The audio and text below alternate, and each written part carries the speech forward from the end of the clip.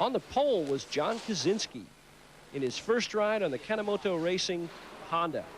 Max Biaggi, who rode that same Kanemoto Honda last year, was second in practice, and he rides a Yamaha, Marlboro Yamaha this year. And this was in the end of a practice session, an untimed practice. He'd already finished his quick lap. He was coming back to the pits, and he accelerated when the bike was on the painted line, and down he went. Well, Kenny Roberts Jr., Kenny Roberts has been the sensation of spring testing, and here is a sensational crash. Randy.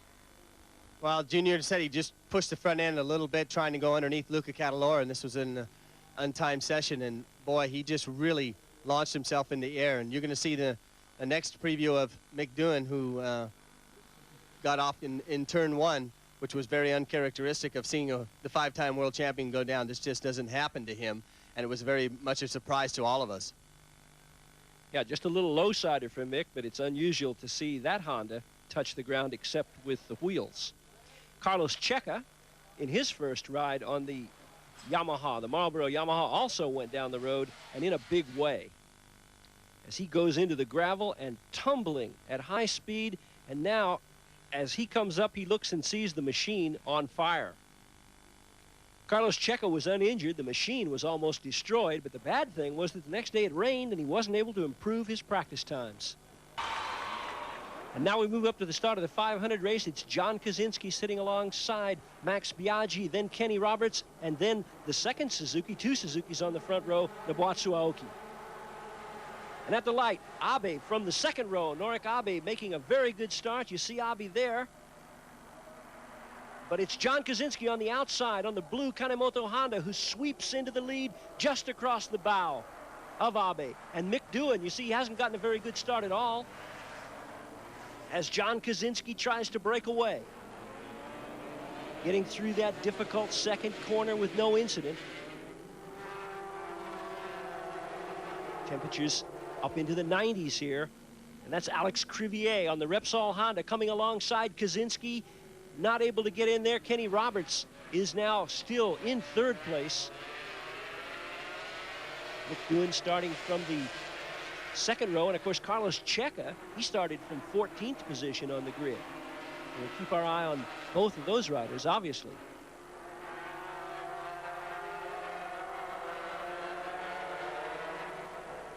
Crivier from Kaczynski. Crivier, of course, a quiet man in practice. He was on the second row, but even though he didn't manage to make a front row time, his laps were consistently very quick. John Kaczynski back up the inside again from Crivier, but runs wide. Crivier accelerates hard and is able to put it back in front. Roberts takes advantage of that to move a little bit closer, as does Abe. Yeah, right now the things are just trying to these guys are just trying to get in a line. You know, being the opening lap, first race of the 99 season. There's a lot of tension out there. Right now, Crivier with nothing in it between, you know, the top 10 right there. This looks like more like a 125 race at the opening lap of the 500. Coming across for the first time, and Crivier leads that train. And there you see Mick Doohan, and he is back in 10th position. John Kaczynski again looking up the inside, but Crivier there first. Closes the door. Roberts still third. Abe fourth. They come across the start-finish line now. Kaczynski again whips out, as does the number 8 machine. That is Okada, moving back up a place. But it's Kaczynski going into the lead again, and will he run wide? And Max Biaggi has now moved into third place. Biaggi's gotten past Kenny Roberts, up into third place. Biaggi, who started on the second row. Kaczynski, who started on the pole. Crivier, who came out of 5th. Roberts, who was also on the front row. And there's Carlos Checa. Carlos Checa looked like he was either right alongside Abe or in front of him. And Checa, who started from the 4th row in 14th position, has really come through the field, Randy. Yeah, he's right behind Abe, as you said, trying to make a move on the Japanese rider, both being on Yamaha factory bikes.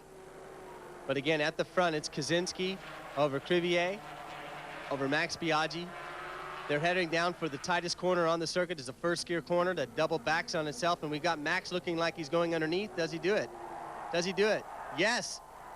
But he runs wide, takes John wide with him, and Crivier's now leading the race. Junior, look at Junior. Junior going underneath him. Will it make it stick? Can he make it stick? Going down the hill, second, third gear. No, Crivier gets him back. You see now also Checa's in 5th position right now, right behind his... No, I'm sorry, he did not make that pass yet. Going onto the back straightaway. I say the back straightaway only because it's in the back from the actual commentary booth where we're sitting. You see Junior trying to make a move on that Honda. It's the first time we've seen a Suzuki up there in a long time, and it's great to see not only a Suzuki but a fellow American. Yeah, it has really been a long time since an American won a Grand Prix. In fact, it's been back in 1994, and it was Kevin Swanson. He was on a Suzuki at Donington Park the day that happened. But right now, there's not an American leading. It's Alex Crivier, the number 3 machine, and Max Biaggi looking for an opportunity, but Kenny Roberts looking very steady and very smooth in 2nd place, closing in on Crivier. Kaczynski dropping off that group just a little bit, and he's coming under a swarming amount of pressure as Roberts goes through, and Roberts takes the lead. Kenny Roberts takes the lead from Alex Crivier here at the Malaysian Grand Prix.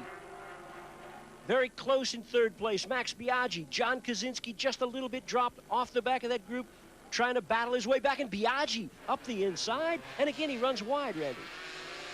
Yeah, Max, it seems to be, there's a lot of riders that seem to be running wide. You see Junior taking the lead back, going through this left, right switchback. Kaczynski still hanging on to that 4th place.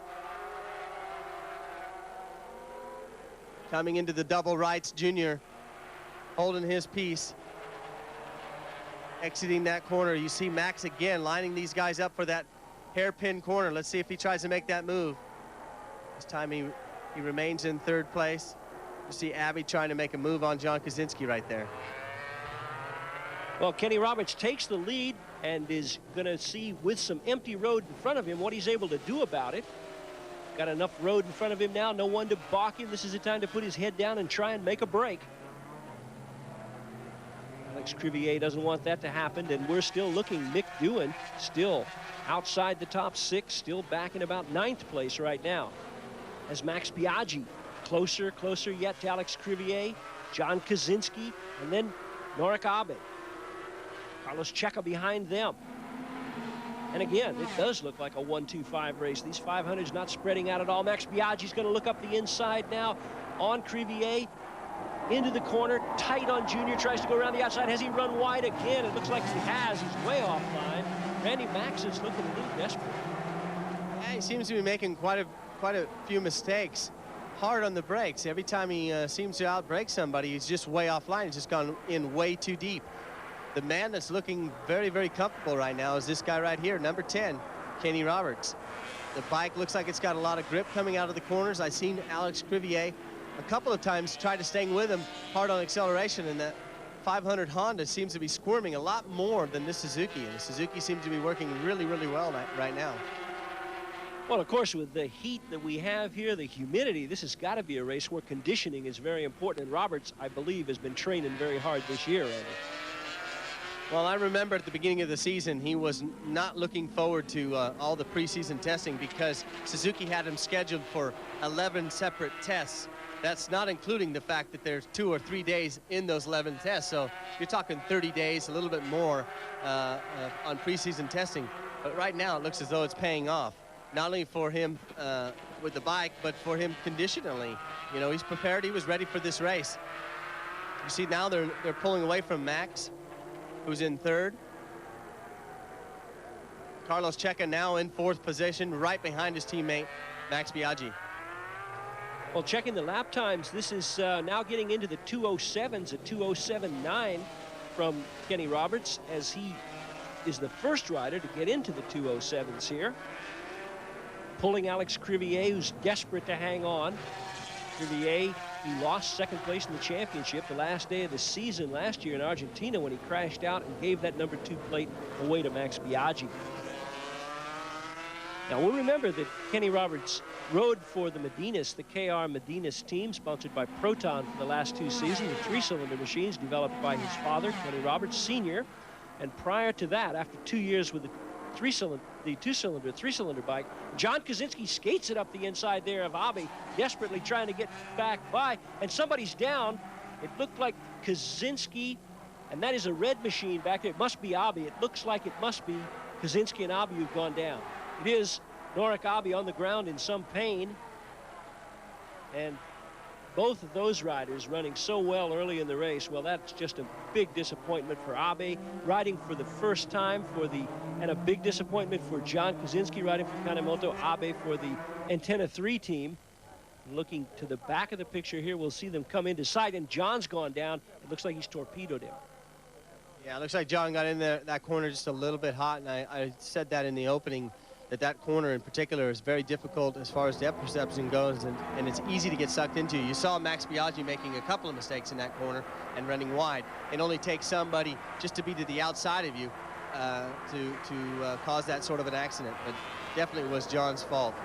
Max Biaggi is now in 4th place. His teammate is now in 3rd, as you can see him move up, but Kenny Roberts Jr.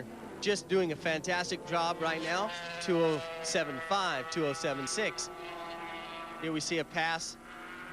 Oh, look at Max locking up that rear wheel, coming into that corner.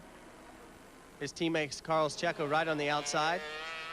But you watch, Checo's going to go towards the inside because Max has just gone in way too deep once again.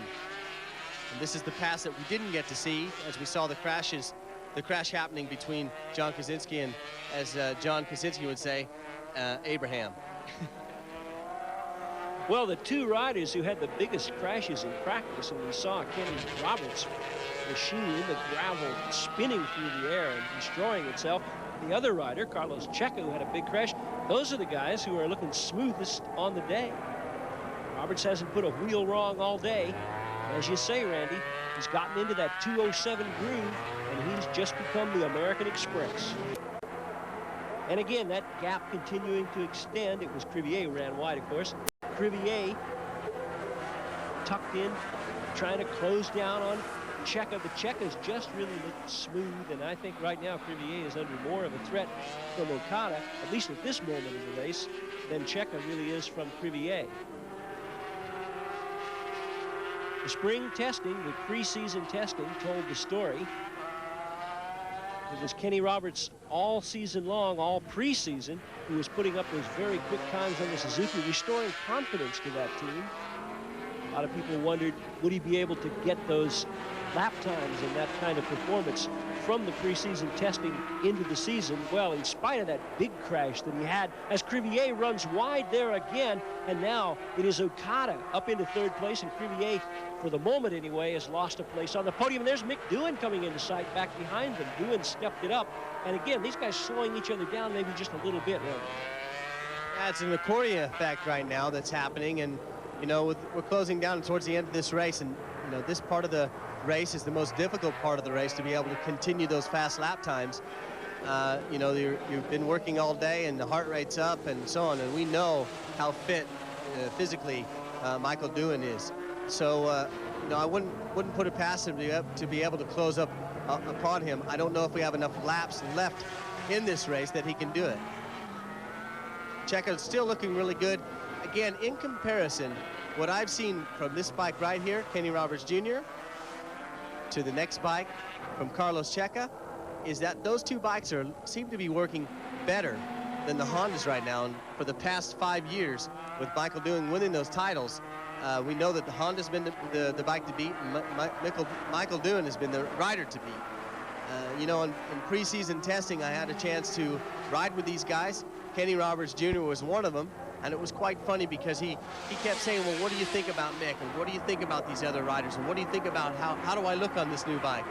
You know, I just said, listen, you just set your sights on Honda and the rider Mick Doohan, and if you fall just a little bit short of that, you're going to finish 2nd or 3rd in the championship.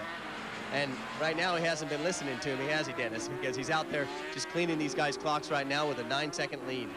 Yeah, he's paid no attention to you at all, Randy. You'll have to speak to him after the race. Carlos Checa has got a little bit of comfort over the two Repsol Hondas as Crevier has managed to get back up in front of Okada in this battle, and they're obviously aware that the #1 Repsol Honda, the boss, Mick Doohan, has closed on them a bit and is now, well, I don't know if he's with 5 laps to go. It's going to take a real push from Doohan to catch them. They'd have to make a mistake. But Kenny Roberts in the lead, pulling out. This is a Roberts-like lead. This is a Rainey type lead. This is something we Americans haven't seen for a long time. As I said, it's been since 1994, 61 races ago, and in the Suzuki pit, everybody's just standing around. They're probably afraid to say a word.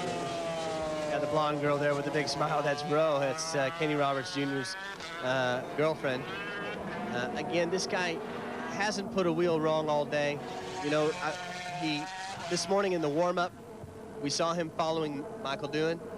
He passed Michael Doohan and continued to do 4 or 5 laps ahead of Michael Doohan, and Michael had no response to what he was doing. So at that time, I knew if he could keep it together, he could keep his head down and so on, you know, he has a great shot at winning this race. And look at him, he just pulled out to 10-second lead, and now he's just slowly backing out of that. You know, I had a chance to talk with Gary Taylor, and he was pretty much out of breath, you know, before the start of this race. So, again, not putting a wheel wrong. It's quite funny because I know you and I had talked before that we want to try to drop this junior bit. It is Kenny Roberts out there. We made a joke that Kenny, his father, Kenny Leroy Roberts, is now going to have to become just Leroy Roberts. So Kenny Roberts out there doing a fine job, as you can see right there, 8.8 seconds over Checa, Crevier, Okada back into 10 seconds. And there's Doohan. He's only 1 second behind Okada, and you can see him closing that gap up. Again, there's only 4 laps remaining. It's going to be a heck of a chance if he can get past Crevier for the last podium finish. Well, even though Kenny Leroy Roberts, watching from pit lane, has got to have one eye on Jean-Michel Bale, who at this time is back in 12th place, he certainly must have a lump in his throat as he watches his son just so close to doing what he's been waiting so long to do, win that first Grand Prix. Checa in second, now starting to have a little more of a comfortable gap over Alex Crevier, and Crevier looks like he might have a little comfort, a little margin of comfort over Okada also, as this battle for second place, which was so tight before, now becoming just a little bit processional. And Roberts keeping up the pressure. Kenny is still lapping in the 207s, and he's done about 13 or 14 of these 207s in a row, and that is absolutely fantastic stuff. That's the way Mick Doohan rides the bike when things are going right.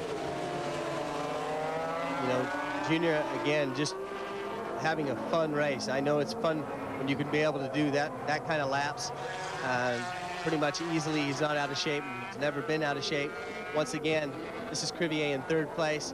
Okada under increasing pressure from the reigning world champion, Michael Doohan, who's in 5th, trying to close this gap up. And you can see now the 4 riders, which is 2nd, 3rd, 4th, and 5th. Mick trying to make that gap shorter going into this last corner. He's doing it. He went underneath Taddy, so now we've got the reigning world champion, 5 times world champion, now running in 4th place. With 3 laps to go, will he be able to get onto this rostrum? Well, as we see the gap there, it's still Roberts by 8.7 seconds, but Doohan is visibly closing now. He's got Okada behind him. Is there enough time left for him to be able to catch Crevier? Crevier's got to know that Doohan is there. He's been certainly watching his board. Even though it's Okada or Doohan, doesn't really make any difference at this stage. Just got his head down, pushing hard, tires hot.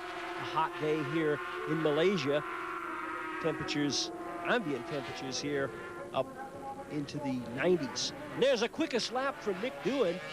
Doohan has just put up the fastest lap of the race. That's a 2:07.2, and that coming very late in the race. So Doohan going to give it, as he always does, everything he's got. Looking for points. It's a 16-race season. This is round 1. And Mick last year came out of round 1 with no points. So anything would be an improvement over that.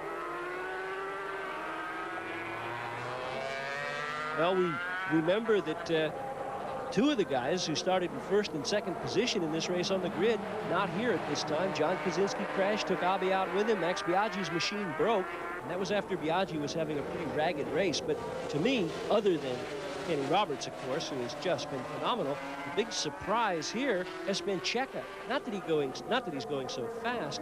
We know he can do that, but that he was able to make up for such a deep grid position, 14th place, and also coming back from a good crash in practice.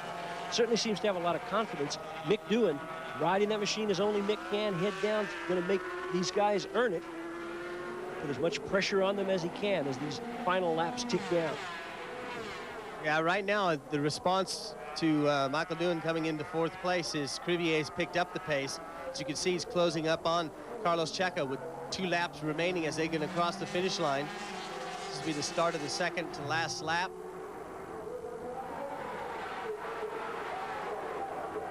You can see the Kenny Roberts Jr. backed off the pace a little bit. He's now let it go down to 7.6 seconds. It's on cruise mode.